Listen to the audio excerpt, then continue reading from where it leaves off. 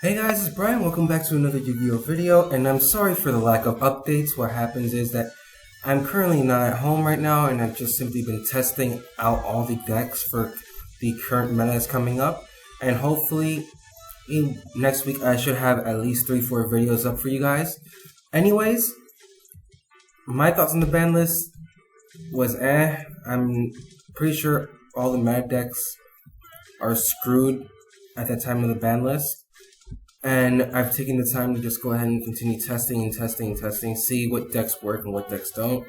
But there was something that was on the list that really caught my attention as far as a certain deck is concerned, that really helped it out, but it's a really degenerate strategy, and I'm not going to say this is actually one of the best things that could have happened, but you got to understand this deck is a real heavy hitter in a sense where it comes to stun.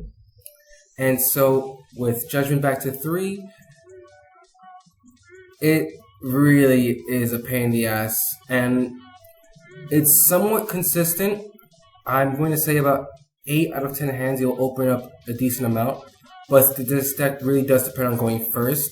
So I highly recommend, if you have any tweaks to it, add a little bit more draw power to it, but this is what I felt more comfortable with. So anyways, let's go ahead and get right into it.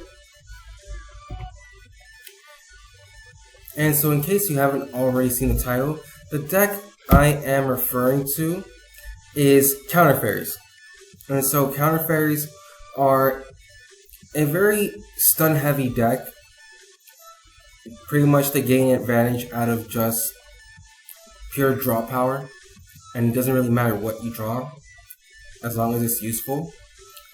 And keep in mind, as I stated in all my videos, the decks that I post from Dueling Book are in alphabetical order, so it's not exactly the order I would present them in, but that's just the way it comes out.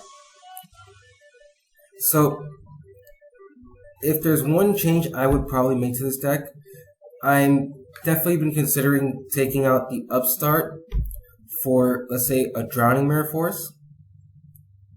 But that's just one opinion, or I could just take that out and do some limits for that. But it's simply a matter of opinion, and I felt that this would be the best way to play the deck at the moment. Anyways, right into the deck profile. Like I was saying, the first card we have is Barrier Statue of the Heavens. Only need one. You usually just bring this out with Ties of the Brethren, and it's not necessarily a card that you really depend on. But if you're able to go ahead and get a Ties of the Brethren play turn 1, this is usually the card you're going to summon out with an Honest, unless you already have Honest. Next, we have one of the main cards of the deck, 3 Battle for Artemis. The card just gets you, instead of making a counter trap a -1 or a 1-for-1, it'll make it a +1 because you draw for every counter trap that is activated. And after it resolves, you just draw. One of the other most broken card of the deck, in my opinion, Guiding Ariana. You just put this in your spell on trap apps as a pendulum scale, and pretty much all your counter traps don't have a cost. So you don't pay for life points and you don't discard, which is especially useful with cards like Ultimate Providence. Next, we have the 2 Honest. So, I don't know why I said 1, but 2 Honest here. Honest is simply a card that you don't mind seeing in your opening hand, but you don't want to see it when you have a card demise available, so that's why you try to minimize it and just only run 2. Next, we have 1 Minerva the Scholar. I considered taking this out for the 3rd Honest, or putting back in one of the spell card that doesn't let your opponent target any face downs for counter traps. And also counts as Sanctuary in the Sky. And that way you can get recursion back. But at the moment, it's just a monster that gets 500 attack for every counter trap that you activate, which does add up.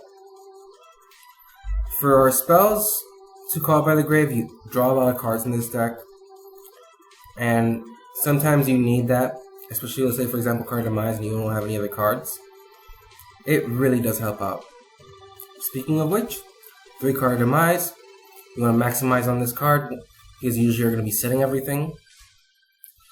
1 demise of the land, and we are running this card because we are running Mystic Mine in the deck. This card and Metaverse really just makes this deck a lot more viable because of the fact that you really want to stun your opponent, and this helps you stall for getting cards onto your board. And if anything, you just can go ahead and get rid of it by just making sure you have the same amount of monsters as your opponent. Next, when monster reborn, you never know when you're going to need it, especially when you can just go ahead and revive an Honest, get it back to your hand, and just attack over a monster for a game. Or just get over a monster that's giving you an issue. Next, 2 Mystic Mine. Don't want to run 3. Just a matter of personal preference. 1 Desires.